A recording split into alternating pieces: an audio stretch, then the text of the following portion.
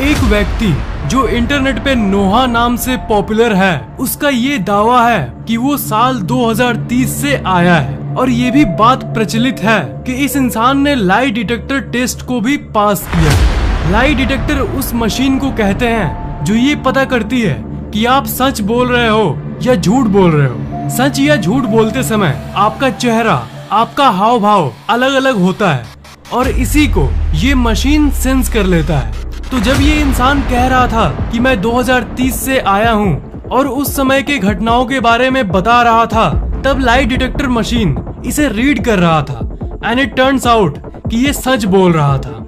नोहा के चेहरे को कुछ प्राइवेसी रीजंस के चलते छुपाया गया है। इंटरनेट पे आपको इसकी फोटो हमेशा ब्लर्ड ही मिलेगी। नोहा ने ये कहा था कि वो पहले भी टाइम ट्रेवल कर चुका है, पर इस बार किसी कारण के वजह से फंस गया है और वो वापस 2030 में नहीं जा पा रहा है। नोहा ने भविष्य के बारे में ये कहा कि भविष्य में टेक्नोलॉजी में बहुत तरक्की होगी। सेल्फ ड्राइविंग कार्स यानी बिना ड्राइवर से चलने वाली गाड़ी एक्चुअल में आपको सड़क पर देखने मिलेगी। 2030 तक कंप्यूटरी दिमाग यानी आर्टिफिशियल इंटेलिजेंस अपने हाईएस्ट लेवल पर होगा। नोहा के इस खबर को बहुत सारे न्यूज चैनल्स ने कवर किया। न्यूज चैनल्स में पोस्ट होना, लाई डिटेक्टर्स पास होना, ये सब ये दर्शाता है कि कुछ तो अजीब है इस केस में और ये बाकी केसेस से अलग है। हालांकि कोई ये कंफर्म नहीं कर पाया है कि वो सच में लाई डिटेक्टर पास किया था कि नहीं, पर बिना आग के धुआं नहीं उठता। द मिस्टीरियस रूम विचारकों की एक पॉपुलर टाइम ट्रेवल थ्योरी ये कहती है कि जब आप उन चीजों को देखते हो जिसे भूत या आत्मा कहते हैं, तब आप एक्चुअल में पुराने समय को थोड़ी देर के लिए एक्सपीरियंस करते हो। मतलब वो पुराने समय के इंसान ही होते हैं जो आपको दिखते हैं। एग्जाम्पल दूं तो आप जिस घर में रहते हो उसी जगह आज से 100 साल पहले भी कोई न कोई रहता होगा। तो इसका मतलब ये कि अगर आपने रूम में किसी घोस्ट को देखा तो इसका मतलब आपने 100 साल पहले की एंटिटी को टाइम स्लिप के जरिए आप उसे देख पा रहे हो। मतलब मान लो आपने अपने कमरे के कोने में किसी एंटिटी को देखा, तो असल में आप उस इंसान को किसी टाइम ग्लिच या स्लिप के चलते देख रहे हो जो सालों पहले उसी पोजीशन पर कभी रहा होगा। ऐसे ही एक डरावनी घटना मैसाचुसेट यूएस में हुई थी एंड्रिया हियरिंग नाम की एक औरत के साथ। जिस बेडरूम में एंड्रिया हियरिंग रहती थी, वही बेडरूम बहुत साल पहले एक फेमस राइटर का हुआ करता था जिसका नाम था एडिथ वॉर्टन, जिसकी मौत 1937 में ही हो गई थी। तो आप सोच ही सकते हो कि जिस घर में वो रहती थी वो कितना पुराना है। अजीब घटना ये थी, एक रात एंड्रिया सो रही थी और वो बाकी रात जैसे ही एक नॉर्मल रात थी। एंड्रिया रोज की तरह खाना खाकर अपने बेडरूम के तरफ बढ़ी। उसके साथ क्या होने वाला है उसका कोई अंदाजा नहीं था। उसे कोई आइडिया नहीं था कि वो क्या देखने वाली है। देर रात उसकी अचानक नींद खुल गई और उसने जो देखा वो किसी हिम्मती से हिम्मती इंसान को डराने के लिए काफी था। उसने ये देखा कि उसका रूम पूरी तरह से बदल चुका है। उसके दीवार पर पुराने जमाने के ड्राइंग्स लगे हुए हैं और उसने ये देखा कि उसके कमरे का डिजाइन पूरी तरह से बदल चुका है। खिड़कियां, अलमारी, दरवाजे ये पुराने जमाने के लग रहे थे। खास करके रूम का दरवाजा किसी पुराने जमाने की लकड़ी का दरवाजा जैसा लग रहा था। यहाँ तक जिस बेड पर वो सोती थी वो बेड भी बड़ा हो गया था और पुराने जमाने की जो बड़ी लकड़ी की बेड होती है उसकी नॉर्मल छोटी बेड उसमें बदल गई थी। फिर उसने अपना नजर घुमाया। उसने रूम के कोने में 3 रहस्यमयी एंटिटीज को देखा जो बहुत अजीब दिख रहे थे। उसके अनुभव के हिसाब से वो किसी एनिमेशन टाइप दिख रहे थे, पर कोई साउंड यानी आवाज उसे सुनाई नहीं दे रही थी। ये देखने के बाद वो एंड्रिया घबरा गई और वो तुरंत रूम से बाहर निकल गई। बाहर निकलकर उसने देखा कि उसका बाकी का घर तो नॉर्मल है। अरे बाकी घर तो नॉर्मल है, पर फिर जब उसने वापस रूम को मुड़ के देखा तो उसने देखा कि सब कुछ नॉर्मल हो गया है। उसका कमरा, उसका बेड, उसकी खिड़की, उसके दरवाजे सब नॉर्मल हो गए। जी हाँ, वापस वही रूम बिना किसी एंटिटी के। इस 2 मिनट की ड्यूरेशन के दौरान क्या हुआ वो उसे समझ ही नहीं पाई, पर उन 3 रहस्यमय फिगर्स जिसे उसने देखा था उसका चेहरा इसे याद था। फिर वो रिसर्च करने लगी कि इस घर में आज तक कौन कौन सा फैमिली रहा है। जो इंसान आज तक घर में रहे हैं सबके फोटोज और डिटेल्स उसने इकट्ठा किया और उन फोटोज से उसने 3 इंसानों का पता भी लगा लिया। जिसमें से एक वही फेमस राइटर थी एडिथ वॉर्टन, जो कि बहुत साल पहले इसी रूम में रही थी और जिसकी मृत्यु 1937 में हो गई थी, जो मैंने आपको पहले बताया। The unknown shop. Time slip की दुनिया में यही एक ऐसी स्टोरी है जिसमें कुछ एक्चुअल सबूत मिला है लोगों को। 1973 में स्क्विरल नाम का एक इंसान इंग्लैंड में घूमने आया था। इंग्लैंड में उसने एक रैंडम सा दुकान देखा। वो एक जनरल शॉप की तरह था जिसमें डे टू डे की स्टेशनरी प्रोडक्ट बिकते थे। वो दुकान में कुछ सामान खरीदने गया। उस दुकान में एक लड़की शॉपकीपर थी जो सामान बेच रही थी। वो कुछ ऐसे कपड़े पहनी थी जैसे कि आप स्क्रीन पर देख पा रहे हो। इस टाइप के कपड़े 1973 में तो कोई नहीं पहनता था। ये तो करीब 50 साल पहले यानी 1920 के कपड़े लग रहे हैं। पर उसने अपने आसपास ध्यान नहीं दिया। उसे दुकान से एक एनवेलप का पैकेट खरीदना था और वही उसने खरीदा और तुरंत शॉप से नॉर्मली निकल गया। कुछ हफ्ते बाद वो किसी काम से वही शॉप के पास से गुजर रहा था। तब उसने देखा, एक मिनट, यही दुकान तो मैंने कुछ हफ्ते पहले देखा था। हाँ, इसी दुकान से तो मैंने एनवेलप का पैकेट खरीदा था। पर वो दुकान पूरी तरह से बदल चुका था। एक नए जमाने का दुकान लग रहा था।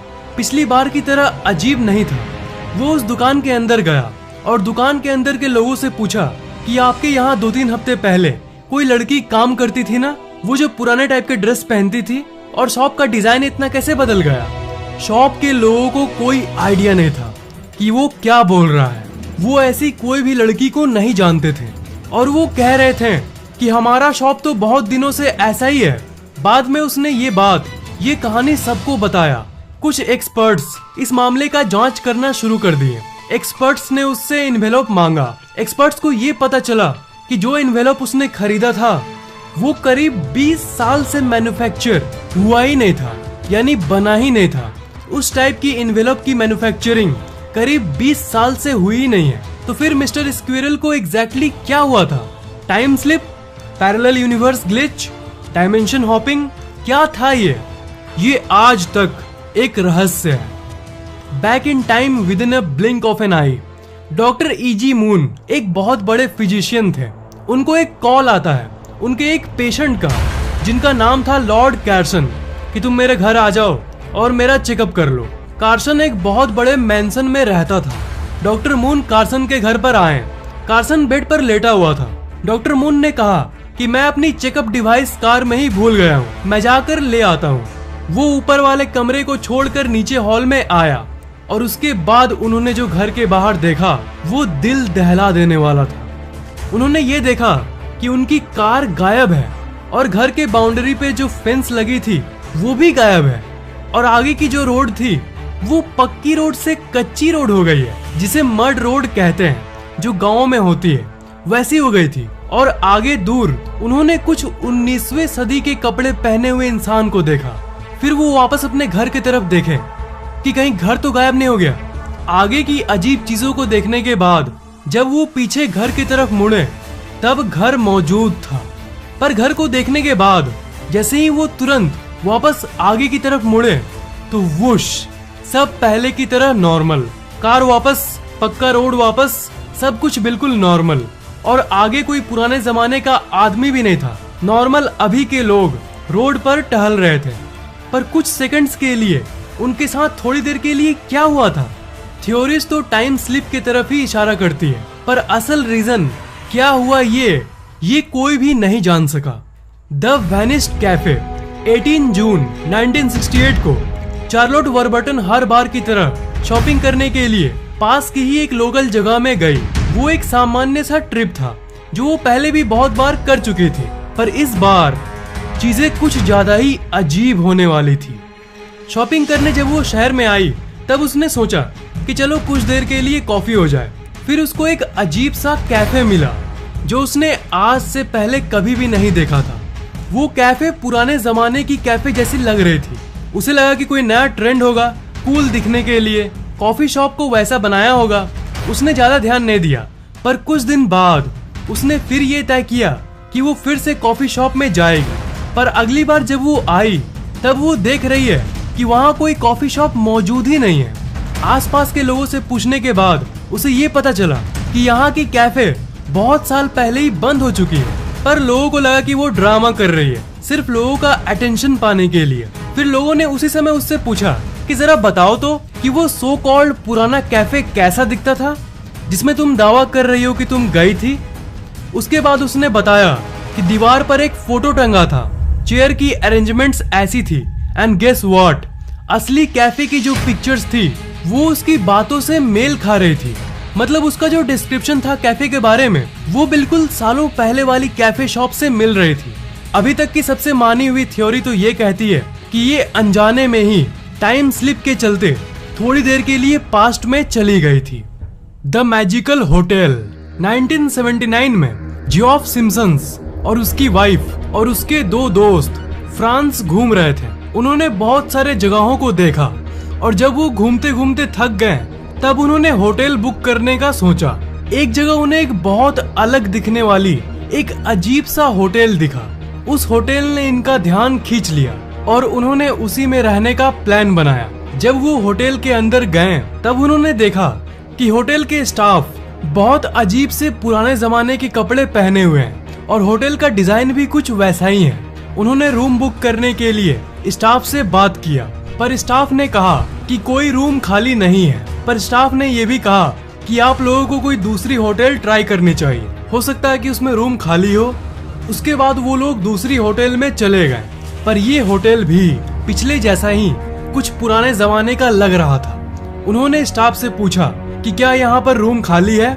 लकीली उनको इस दूसरे होटल में रूम मिल गया और पूरी रात उन्होंने उसी में गुजारी। उन लोगों को फोटोज खींचने का बहुत शौक था, इसलिए उन्होंने होटल के बहुत सारे खूबसूरत फोटोज भी खींचे। दूसरे लोग जो दूसरे रूम में से आ जा रहे थे वो पुराने स्टाइल के कपड़े पहने थे। ये बात उन लोगों को अजीब लगी, पर उन्होंने उतना ध्यान नहीं दिया। पूरी रात वहीं बिताने के बाद वो लोग अगले दिन फिर घूमने चले गए। पहले दिन जैसा ही उन्होंने बहुत जगह घूमा, फिर वो वापस होटल में आने लगे। गाड़ी के विंडो से जब उन्होंने बाहर देखा तो उन्हें एक बड़ी सी खाली ग्राउंड के बदले और कुछ नहीं दिखा। मतलब दोनों होटल गायब। अगल बगल के लोगों से पूछने पे ये पता चला कि ये जमीन तो बहुत सालों से खाली है और बहुत साल पहले यहाँ पर एक होटल हुआ करता था जो कब का डिस्ट्रॉयड हो चुका है। फिर उन्हें अचानक से उन फोटोज की याद आई जो उन्होंने तब खींचा था जब वो लोग होटल रूम में थे। और जानते हो आप उन्होंने क्या देखा?